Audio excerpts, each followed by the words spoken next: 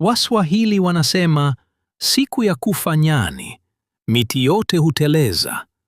Nikujuze tu kwamba kati ya timu 6 kutoka ligi kuu ya Uingereza, hakuna hata mmoja iliyopata ushindi katika mechi yake ya mkondo wa kwanza wa robo fainali katika Champions League.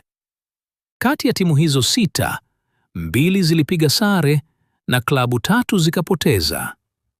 Kweli ni kicheko kwa mahasidi wa timu hizi, lakini kisichoeleweka ni kwamba huenda ligi ya Uingereza inaendelea kupoteza ukakamavu katika ulingo wa bara Ulaya.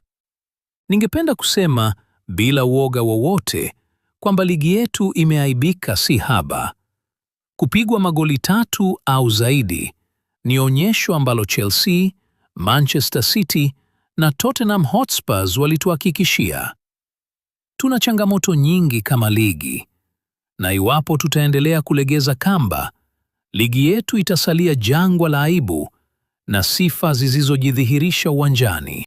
Mjadala wa sasa ni kwamba mkondo wa pili mambo yatabadilika, lakini ni wazi kwamba tuna milima ya kuukwea pale: Anfield, Emirates, Stamford Bridge, Etihad, Tottenham Hotspur na Camp Nou. Ligi yetu imedhihirisha wazi kwamba tumekosa makali ya ubunifu na kutegemea mipira ya juu na uvamizi wa kushtukiza, maarufu counter attack.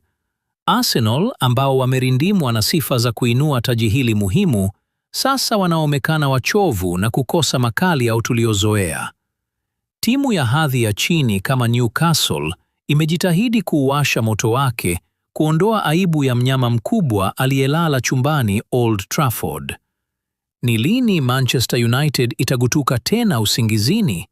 Hayo ni maoni yangu, lakini kubwa ni kwamba klabu za Uingereza inafaa kuichukulia Champions League kwa uzito unaofaa ili kuhifadhi sifa za ligi ya Uingereza.